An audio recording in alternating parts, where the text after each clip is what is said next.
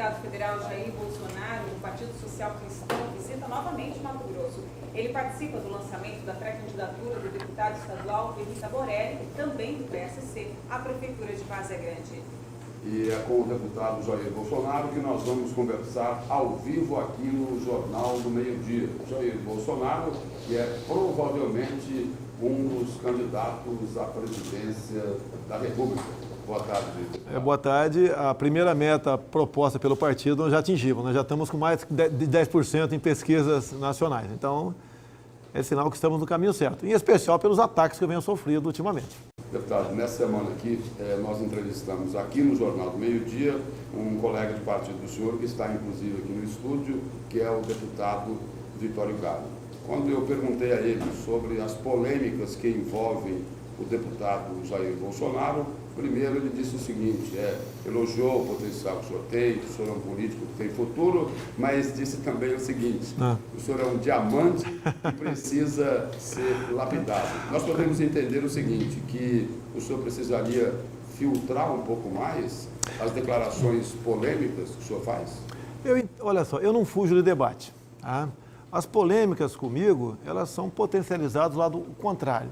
No momento que eu defendo as mulheres na questão do estupro e sou atacado e ofendido, acaba eu virando réu no Supremo Tribunal Federal. E estas polêmicas têm me acompanhado. Se não fossem elas, não teria chegado onde eu cheguei. Agora, deputado, quando o senhor disse para a deputada Maria do Rosário que ela não mereceria ser estuprada, isso é uma defesa das mulheres? Ela primeiro me chamou de estuprador. Estava discutindo o caso de um estuprador chamado Champinha, 17 anos de idade, que por 5 dias, ele e mais 4 pessoas estuprou essa menina e no último dia a degolou. E nós estávamos discutindo, por ele ser menor de idade, a redução da modalidade penal. E no debate ali, ela perdeu os argumentos e me chamou de estuprador e foi um ato reflexo meu, tá? Eu estou defendendo as mulheres desse crime. Ela não. O ano passado votamos uma PEC para reduzir a modalidade penal para estupro. Ela votou contra essa PEC. Quem é que está defendendo as mulheres do estupro? Eu ou ela? Na opinião do senhor, o parlamentar ele não deve ser limitado e, em hipótese alguma, seja qual for a opinião dele, deve falar. O artigo 53 da Constituição é muito claro. Nós somos invioláveis, civil e penalmente, por quaisquer palavras, opiniões e votos. Isso tudo aconteceu dentro da Câmara. Lamentavelmente, o Supremo não entendeu dessa maneira. E no último voto do ministro Barroso, ele falou que essa imunidade, por falar, por opiniões, ela deveria ser relativizada. Ou seja, querem acabar com a única arma que nós temos para debater qualquer assunto sem ter o seu mandato correndo o risco. Isso não pode acontecer. Logo, essas pessoas que falam que lutaram por democracia no passado são aquelas que querem calar uma voz como a minha. Mas, na verdade, isso tudo porque está dando trabalho e vamos, se Deus quiser, estar presente por ocasião das eleições presidenciais de 2018. Agora, deputado, qual a interpretação que o senhor tem, fora essa exploração eleitoral, da iniciativa do Supremo Tribunal Federal de abrir um processo contra o senhor dentro daquilo que hoje se chama como a cultura do estupro?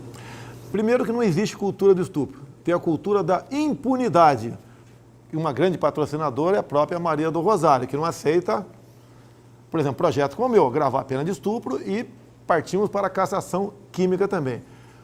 A leitura que eu faço, com todo o respeito que tem o Supremo Tribunal Federal, é uma maneira de me tornar inelegível em 2018. Até porque, no dia anterior, por unanimidade, uma turma do Supremo decidiu arquivar uma representação de Aécio Neves contra a Jandira Fegali. O Poder Judiciário estaria se servindo do papel.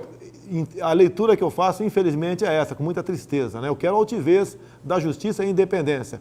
E essa questão onde a Jandira Fegali, no seu Facebook, ela falou que o Aécio Neves tinha que se explicar sobre os 500 quilos de cocaína naquele helicóptero. Tinha nada a ver com a atividade parlamentar. O Supremo entendeu que sim, tinha a ver com a atividade parlamentar, tanto é que arquivou o processo dela e o meu resolveu transformar em réu. Isso é uma prova inconteste, em menos de 24 horas, que existe a perseguição política e tem intenção exatamente de me tornar inelegível em 2018. Depois de tanta polêmica, então, dessa perseguição, o senhor se arrepende de ter dito ou pretende aí filtrar? Eu costumo dizer que o soldado que vai à guerra e tem medo de morrer é um covarde. Vou continuar usando a minha arma, que é a minha voz. O dia que tiver que raciocinar o que vou falar para você num debate, eu estou fora da política nacional. Vou criar galinha, talvez, lá no Rio de Janeiro e cuidar da minha vida. Deputado, falando em soldado, falando em guerra, tem outra polêmica, né? a polêmica que diz respeito ao processo que foi aberto agora na Comissão de Ética da Câmara dos Deputados, que envolve aquele pronunciamento do senhor no plenário da Câmara, quando o senhor fez uma defesa intransigente do coronel Brilhante Ustra, que foi reconhecido pela Justiça como um torturador do regime militar. Apenas uma correção. Ele nunca foi reconhecido pela Justiça como um torturador. Quem o acusou de torturador a primeira vez foi a senhora Beth Mendes, viva até hoje. Beth Mendes entregou a VAR Palmares de Dilma Rousseff, de Carlos Lamarca, que fizeram barbaridade no nosso país. Hoje em dia, na mesma linha como estão me acusando de fazer apologia a um torturador. Quem elogia Dilma Rousseff, muitos elogiam, estão fazendo apologia ao terrorismo também. A lei da anistia está aí. Ambos foram anistiados. Nada podemos falar da vida pregressa dele com o intuito de puni-los de uma forma ou de outra. Agi dessa maneira e continuarei defendendo a verdade sobre o período militar. E dentro dessa verdade está o herói chamado Carlos Alberto Brilhante Ustra.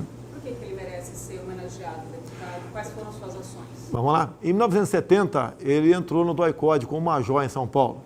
E nós estávamos vivendo, o teu avô, se tiver avô vivo ainda, converse com ele, vivíamos momentos terríveis no nosso país, onde sequestros de aeronaves, bombas em quartéis, execuções de policiais nas ruas, assaltos a bancos, vivíamos nisso aí. E esse pessoal que fazia isso era treinado em Cuba, Coreia do Norte e na China comunista. E nós tínhamos que botar um ponto final nisso, que a sociedade exigia o fim disso. E esse coronel participou, então, ao esse elemento serem preso, do respectivo interrogatório deles, para que, ao eles confessarem, nós colocarmos um fim no terrorismo que ameaçava a nossa democracia. Esse foi o papel do coronel. E o livro que eu tenho para apresentar para todo mundo é o conhecido como A Verdade Sufocada, o livro que a esquerda não quer que o povo tome conhecimento. E você ali tem fatos, você não tem narrativas, nem testemunhos de pessoas dizendo que foi torturada para ganhar uma indenização, conhecida como Bolsa Ditadura. São pessoas que realmente, o testemunho de fatos que aconteceram e a ação gloriosa do nosso Exército Brasileiro para que o Brasil voltasse à normalidade. Como está hoje, um pouco ameaçada, mas está numa normalidade ainda. Deputado, no próximo mês, no mês de agosto, né, dia 4 de agosto, aí começa a votação final lá do processo de impeachment da presidente afastada Dilma Rousseff. Aí eu quero fazer uma ligação com o que o senhor me disse agora há pouco aqui, antes do início da entrevista, de que, na opinião do senhor, aquilo que acontece hoje no país tem uma semelhança grande com o pré-64. O senhor está querendo dizer aí que existe o risco de um golpe no país? Primeiro que não houve golpe. Quem caçou o João Goulart foi o Congresso Nacional no dia 2 de abril de 64. Tá? E quem elegeu o Castelo Branco foi o Congresso Nacional com voto de Ulisses Guimarães, 11 de abril de 64. Ele só tomou posse dia 15. Os livros de história falam golpe de 64. Mas os livros do MEC é que faz a cabeça da molecada por aí. A molecada está completamente desinformada. As universidades hoje em dia estão formando militantes de esquerda. O marxismo cultural está lá dentro. E nós não queremos isso daí. Agora, temos aqui dentro 14 mil cubanos, mais de 30 mil haitianos em São Paulo, a comando do MTST. Temos o MST aqui fora também, estão muito bem armados. E eu entendo, se Dilma Rousseff ficar, vai ser uma desgraça para o país. E se ela sair, peço a Deus para estar errado, mas acho que eles podem nos lançar novamente numa luta armada, como fizeram em 1966. De fato que pode virar história e a população pode ter novidades na semana que vem sobre o processo de cassação do Eduardo Cunha. O senhor acredita que isso vai se protelar por mais tempo? Vai se protelar. Ele é uma pessoa bastante inteligente, estudiosa e influente. Eu só espero que o processo dele chegue a plenário depois de decidido a questão do impeachment. Que queiramos ou não, ele foi o homem do impeachment. Sem ele, não teríamos afastado Dilma Rousseff. Queiramos ou não. Se não fosse ele, não teríamos aprovado a PEC da Bengala, aquela que os ministros se aposentam não mais com 70, mais com 75 anos, e caso o Dilma viesse a continuar, eles botariam mais 3 dentro do Supremo Tribunal Federal. Imagina o Supremo Tribunal Federal com o ex-ministro Cardoso lá dentro. Acabou a justiça. O fato que o senhor colocou aí agora de que Eduardo Cunha foi o homem do impeachment, isso daí explica aquele encontro domingo passado, na calada da noite, entre Eduardo Cunha e o presidente interino Michel Temer? Tem uma coisa mais grave, explica, sim, mas tem uma coisa mais grave que aconteceu essa semana dentro do Supremo Tribunal Federal. Decisão deles. Se não tiver vaga em presídio, quem for condenado a uma pena em regime fechado vai para o semiaberto. Quem tiver no semiaberto vai para o domiciliar. Está na cara que os condenados do Petrolão, caso sejam condenados, com toda certeza eles não cumprirão qualquer pena atrás das grades. Essa, infelizmente, é o recado que o Supremo deu essa semana, relativizando a questão da prisão pelo fato de elas estarem superlotadas. Mas eu vou insistir. Qual a leitura o senhor faz desse encontro fora da agenda à noite de Eduardo Cunha e Michel Temer? Olha, tem muita gente, pessoa importante, que está no Petrolão, mas que o nome não veio a público ainda. E o testemunho, a delação de Marcelo Odebrecht vai atingir gente fora do poder legislativo, com toda certeza. E uma possível delação de Eduardo Cunha aterroriza a República. Eu não acredito que ele faça isso daí. A não ser que você... Ele só poderia fazer algo se a filha dele realmente fosse atrás das grades, como fez o Pedro Correia, por ocasião da possibilidade da filha ser condenada a alguma coisa, ele resolveu entrar na delação premiada. Deputado, obrigado pela presença, Obrigado. pelas informações do senhor e boa estada aqui em Cuiabá, Vargas Grande. Muito obrigado.